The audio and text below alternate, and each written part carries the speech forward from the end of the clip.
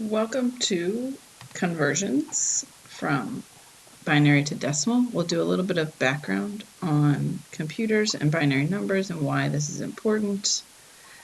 First thing to think about is that computers, we know, are electronic devices that we use for storing and processing data, typically in a binary form according to instructions given to it in a program. So if that's a formal definition, we want to break that down into a few different parts. Look at part 1, which says it's an electronic device for storing and processing data. Electronic because it relies on power. We've got an on state and an off state. Obviously, the device itself only works when it is on, but there's actually signals being transmitted through the electronic device that represent off and on. The computer reads those, and that's how we have the electronic device working the way that we have it. So whether it's a computer or other electronic device. So examples of all those types of things. When we think about electronic devices, obviously cell phones, TVs, your cable box, a stoplight, an electronic sign, programmable thermostat, a microwave. Those are all electronic devices that store and process different data. Part 2 of that definition talks about typically in a binary form. If you think back to power is either on or off, binary, we know, is defined as something that is related to or composed of two things. So in our electronic world, that's the power being on or the power being off. And related to that is the binary number system, which is a way of counting and expressing numbers that uses only the digits 0 and 1. And this is going to be very important as we talk about number conversions. And then part 3 of our definition says according to instructions given to it in a program. Obviously, these are the instructions or the code that's going to be written by a programmer somewhere. So if you think about our thermostat, it's programmed to store a value and then adjust the temperature when the program goes above or below that value. It's also programmed again when somebody actually sets the value that they want the temperature to stay at. So that's a formal definition of a computer as we're going to relate to it in this course. And we're going to look now at how we can continue how this relates to computers and binary numbers. When we look at this, you want to think about electronic devices. As we said, it's anything that is going to transmit, store, or retrieve information. So you think about our stoplight, it transmits either a red, a yellow, or a green signal. A cell phone transmits text messages and other things, and it's a way of storing and sending information. Programmable devices, often related to electronic devices, are really anything that's operated based on a stored program. So something that when you turn it on, there's information that is stored on it. It's been programmed by someone. So when we talk about a computer, even though we had a definition a few minutes ago, there's lots of different definitions. Some people say that the brain is a computer and that other things are computers. For the purpose of this course, we're going to refer to it as devices that can take input, process information, and produce output. So 3 important steps that we're talking about there, 3 important parts that we're talking about there, that it's going to take input, process information, and produce output. So we'll learn and focus on creating the segments of code that can create different programs that are run via computer that take input and produce some kind of output. Looking at the binary number system. So important to what we're going to be talking about, we talked about how electronic devices are either off or on. So computers, since they are electronic devices, rely on the binary number system that represents power either being on or off. So at the most basic level, the combination of all of these offs and ons is used to represent information that runs our computer. So our instructions, our input, and our output. How do we get, though, from this world of ons and offs to the words that we see on the screen or pictures that we see, the text message that we send? How does the thermostat take us pushing a button up or down to set a temperature and relate that back to ons and offs? And how that happens is there's conversions. We as human beings think in one sense, we think in terms of characters and images and numbers. The computer, though, only thinks of zeros and ones. So when we think about it, to send a message such as hello, a lot actually has to happen. Each character in the message is converted into a number, and then each character has been assigned a number based on an international system, what we call the ASCII code or Unicode, so that all computers and electronic devices know that the number 65 represents the capital letter A. This ASCII or Unicode system was developed. We'll talk a little bit more about that later on. But know that each piece of this message has to be converted into a number. It's converted into zeros and ones, and then that is processed by the computer. So those numbers are represented as their series of zeros and ones. It all relates back to things being on and off. So millions of these conversions from the capital letter H to a decimal number to binary numbers, which represents ons and offs, happen every second we use our computer, smartphones, or other electronic devices. It's important for you to know how to do these conversions between the two systems to understand computers and the process of converting, and how detail-oriented and specific your programs are going to need to be. This is kind of the first time that we're going to look at how we look at directions and how specific directions are going to need to be when you are programming. And conversion is a great example of those specific steps. So when we talk about number systems, computers think and count in a binary number system, meaning it uses only ones and zeros. But people think and count generally in a decimal number system. It's what you've been taught since kindergarten. So we'll learn how you can easily convert between the two systems. Once you learn that process, you can actually apply it to convert between any decimal number and a different number system. So the decimal number system versus the binary number system. Decimal number system, we know. We have possible digits of 0, 1, 2, 3, 4, 5, 6, 7, 8, and 9. All decimal numbers are made up of some combination of those digits. In our binary number system, though, we only have 0 and 1. When we look at the decimal number system, we think of it as a number system base 10.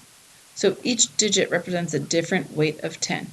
The least significant is the farthest right, and the most significant is the farthest left. In our binary number system, it's very similar, except that the base is 2. So each digit represents a different weight of 2. The least significant, again, is the farthest right, and the most significant is the farthest left. So if we take a look at some numbers, the number 753, we can break that number down and say that the 7 represents 7 times 100. The 5 represents 5 times 10. The 3 represents 3 times 1. We add up the 700 plus 50 plus 3 to give us 753. If we move the digits around a little bit, in the number 357, the 3 represents 3 times 100. The 5 is 5 times 10, and the 7 is 7 times 1. When we add those all up, we get 357. So note that the placement of the digits is very important to our number.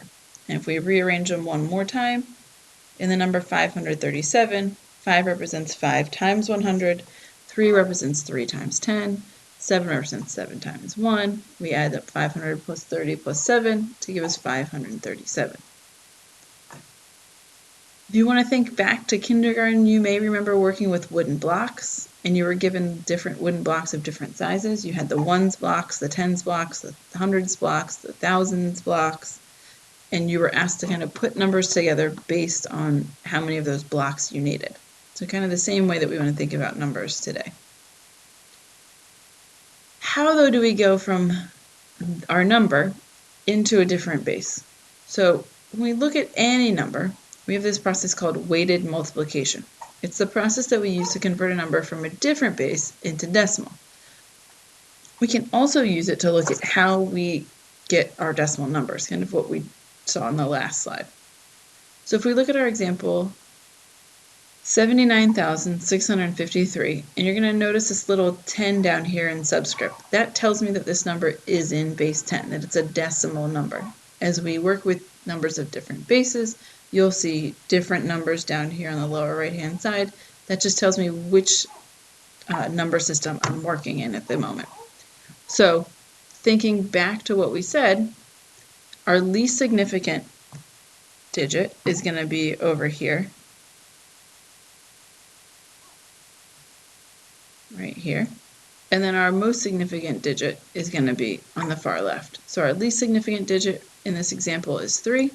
Our most significant digit in this example is 7, and the base for this number is 10.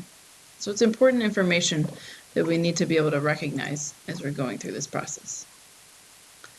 So once you've determined the weight of each digit, or to determine the weight of each digit, you're going to look at the base and then raise it to an exponent. So the least significant exponent is always going to be 0, and then we're going to continue going from right to left and increase the exponents by 1 for each digit in my number. So in this case, the most significant exponent will be 4. So if I take my number, I look at each number as being starting with a base of 10, and then I'm going to label my exponents. So this one is 0, this exponent is going to be 1, this exponent will be 2, this exponent will be 3, and this exponent will be 4.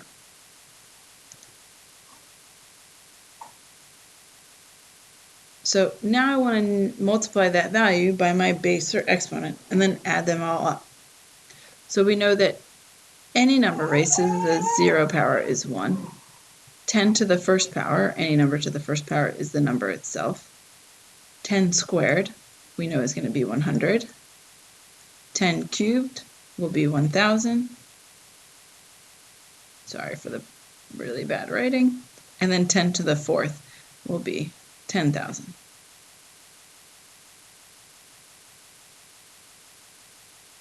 And then all I'm going to do is I'm going to multiply each of those numbers by its weight. So in this case, I have 10,000, but it's weighted 7 times. I have 1,000 that's weighted 9 times. I have 100 that's weighted 6 times, 10 that's weighted 5 times, and 1 that is weighted 3 times. So when I go through, think of that as 7 times 10,000 plus 9 times 1,000 plus 6 times 100 plus 5 times 10 plus 3 times 1. And that gives me 70,000 plus 9,000 plus 600 plus 50 plus 3, which equals 79,653, base 10. And my base will show up in a little subscript there on my number. This process can be used no matter what my original base is.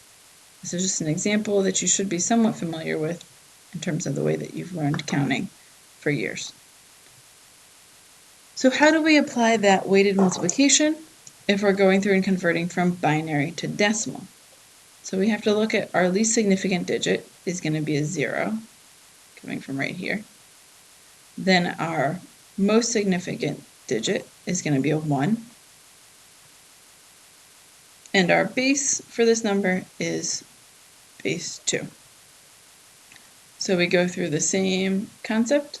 I'm going to need to determine the weight of each digit. I always start at 0 for the least significant exponent and then increase by 1. So I take my original number. I have my bases.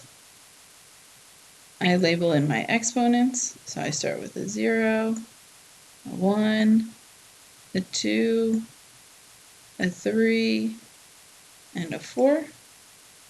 I've determined those values. I could even go through right now and say, okay, 2 to the 0, I know that is going to be 1.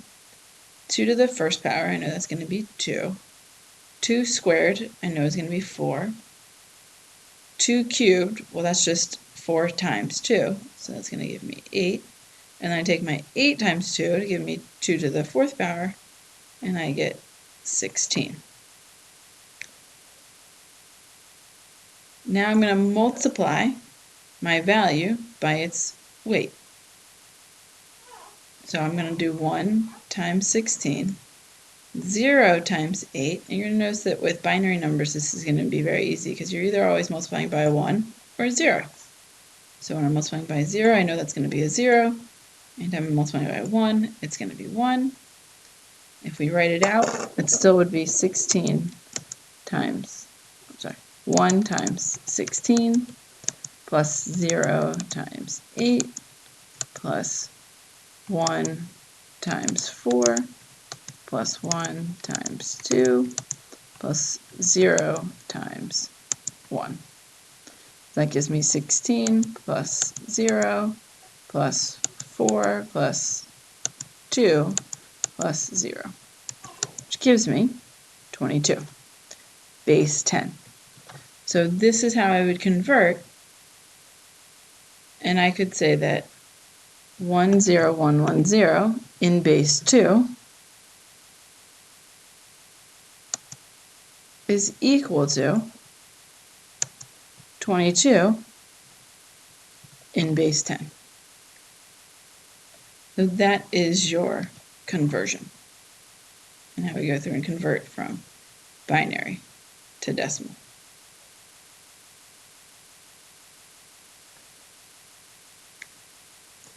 So if we go through and look at another example, in this case, I've got a least significant digit of 1. I've got a most significant digit also of 1. My base, again, is 2. So if I take my number, 1, 1, 1, 0, 1, I'm going to go through and I say this is 2 to the 0, this is 2 to the first power, this is 2 squared, this is 2 cubed, and this is 2 to the 4th, which I know I can go through very easily as 1, 2, 4, 8, and 16. And what you could even really do is just go through now and cross out wherever there are zeros, and you know you don't need to add that number up. So your resulting value would be 16 plus 4 plus 2 plus 1 gives me 23, base 10.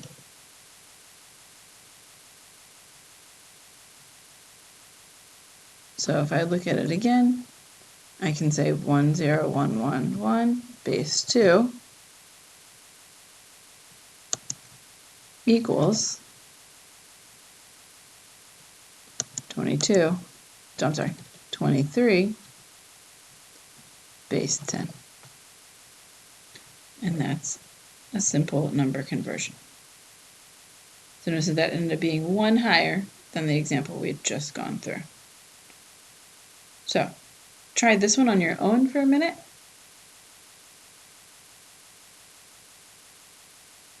How would you convert this number into decimal value? So you're answering the question, what does this equal in base 10?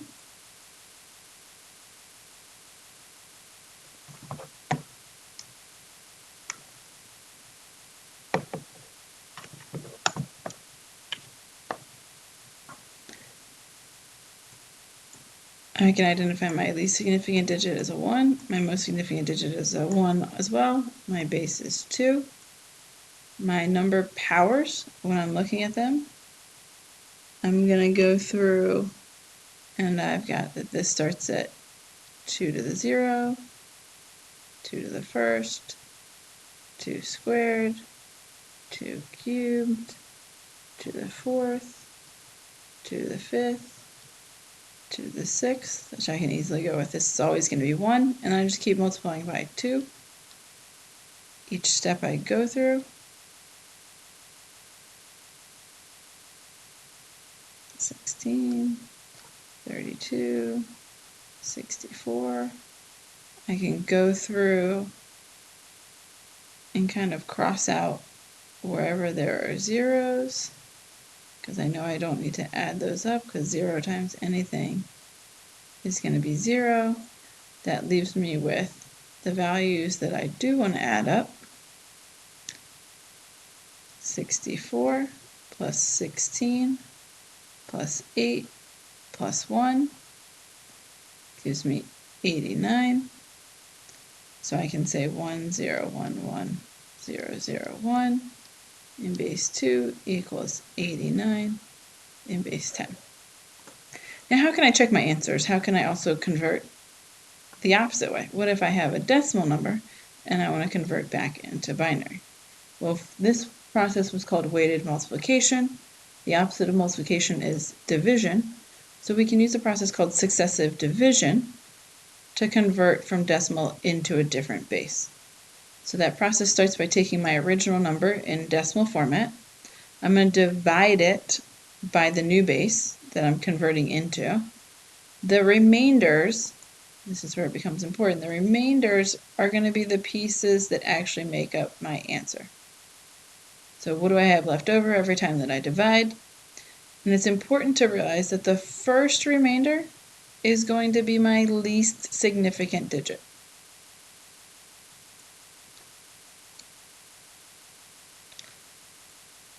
And that the last remainder is going to be my most significant digit. And we'll see that in our example. You're going to keep dividing until I have nothing left to divide into. So if we take the number 22 from our example before, and I want to go through and I'm going to do successive division. So I have the number 22.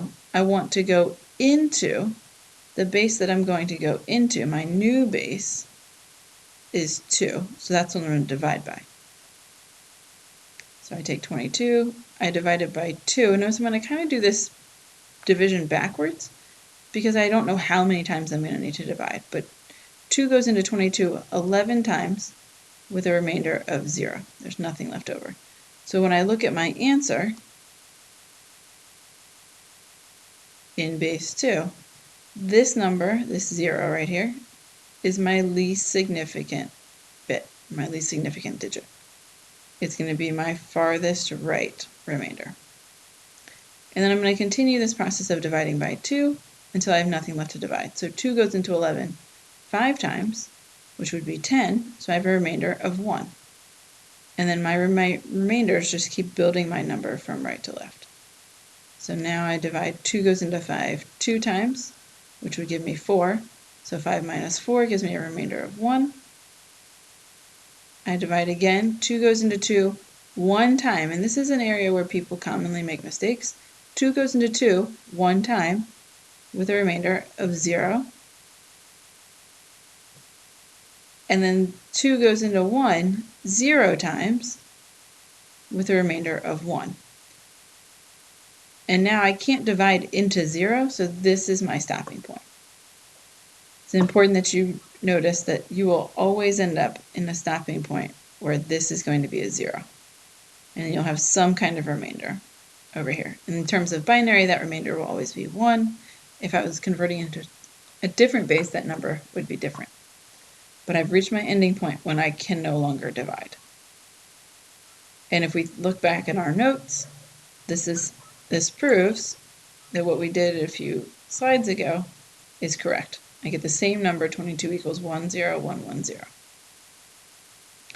So if we check our answer and look at 23, we're going to start out with a very similar process, 23. I'm going to divide by 2. That would give me 22. 2 times 11 gives me 22. So I'm going to subtract 22, gives me a remainder of 1. And remember that this is my least significant bit in my answer. And I continue dividing. 2 goes into 11 5 times. I would subtract 10, gives me a remainder of 0. 2 goes into 5 2 times. I would subtract 4, gives me a remainder of 1. 2 goes into 2 1 time. I subtract 2, gives me a remainder of 0. And 2 goes into 1 0 times. I subtract 0. I get a remainder of 1.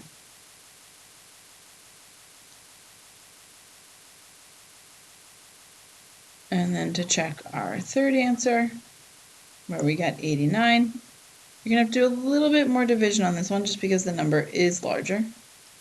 So 89 divided by 2. I know that 2 times 44 gives me 88.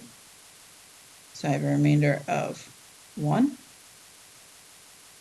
And it's always smart to start writing your answer in as you go so that you don't forget any digits. 2 goes into 44, 22 times. 2 times 22 is 44, so I get a remainder of 0.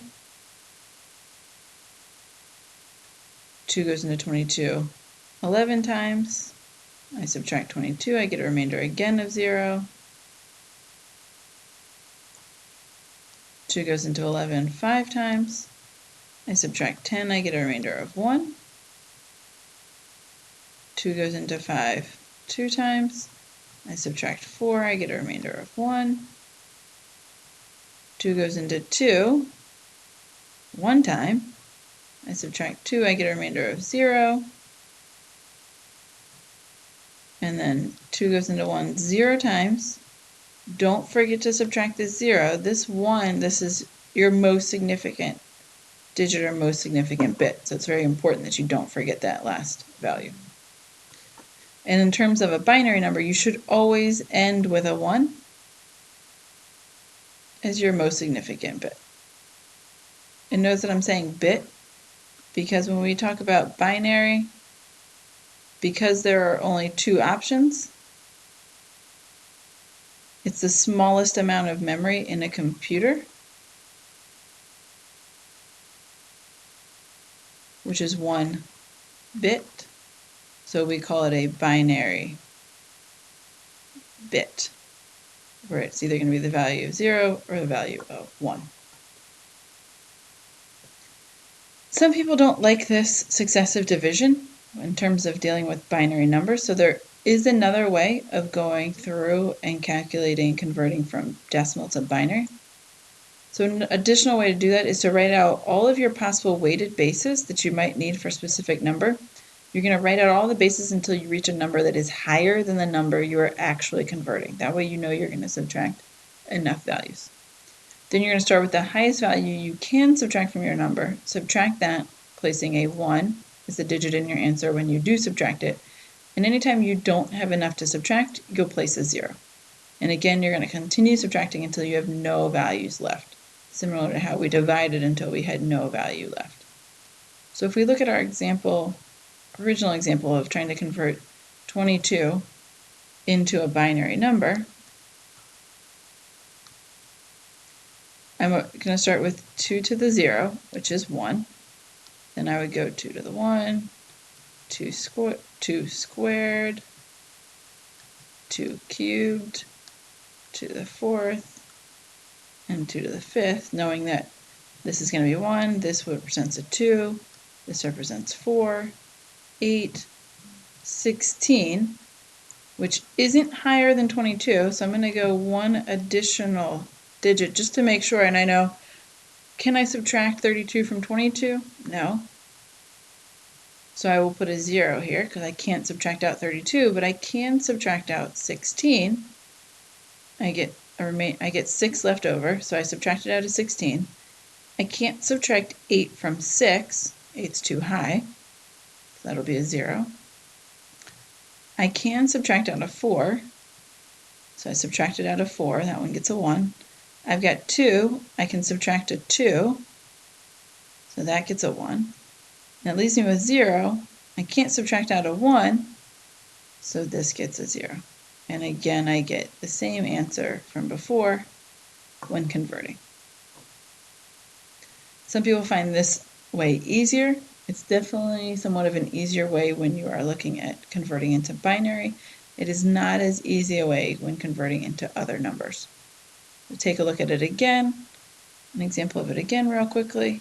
Say I have the number 82. I know that this is always a 1, and then I'm going to continue multiplying each value by 2 to get all of my weights. 128 is larger than 82, so I can't subtract any of those. 82 minus 64 gives me 18. So I can take out a 64. I can't take out a 32. The next value that I can subtract is 16. That leaves me with 2, which means no 8s, no 4s. I want to subtract out my 2, gives me 0. I subtracted out a 2, and no 0. So we can say that 82 base 10 is equal to 101010 base 2. A few things to note. Because this value here is 1, any combination of these weights would only result in a positive number. So odd binary numbers always end in a 1. So if I have the number 7, that's what 7 is going to look like. If I had the number 6, it would look like this. And we'll look at that a little bit more on the next slide, but know that odd numbers are always going to end in a 1, which tells me then that even binary numbers always end in a 0.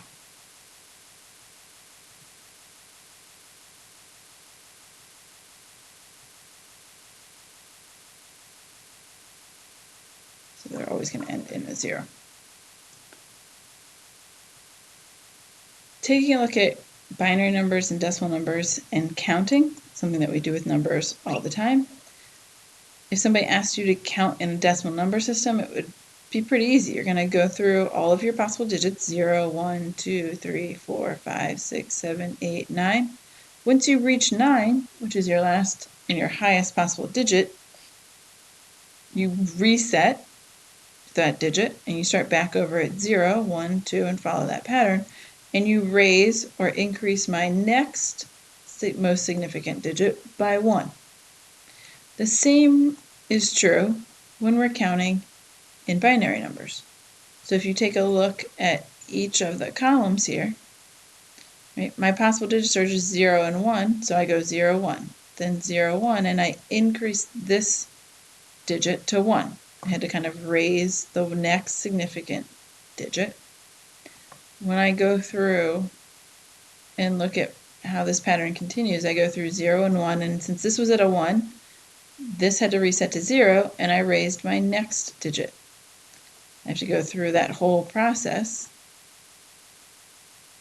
before I reset the next digit. So when I'm looking at these numbers, if I do a quick and easy conversion, another thing to think about is that this represents 1, 2, 4, and 8. So I can easily go down to a number and say, okay, this number is the same as saying 8 plus, I have no 4s, I have a 2 and a 1, 8 plus 2 plus 1 gives me 11. If I look at this number, this one would be an 8 plus a 2 and only gives me 10. This one would be an 8 plus a 1 gives me a 9. And you're going to notice that when I count with my decimal numbers, where I go odd number, even number, odd number, even number, my zeros and ones rotate here, which gives me an odd number, an even number. An odd number, this one will be an even number, be 8 plus 4, which gives me 12. So I go through that process of counting. So when I look at counting, all counting is just cycling through possible digits in the correct order. Every time that you reset a digit, you increase the next significant digit by 1. You should notice that this repeating pattern is very similar for whether I'm dealing with binary or decimal. So that is the process of converting numbers from binary to decimal. You'll go through and do some practice with this, and we'll go through and you'll realize how intricate the details need to be in this process. It's very similar to the level of how intricate your programming directions are going to need to be when we get to programming. Enjoy.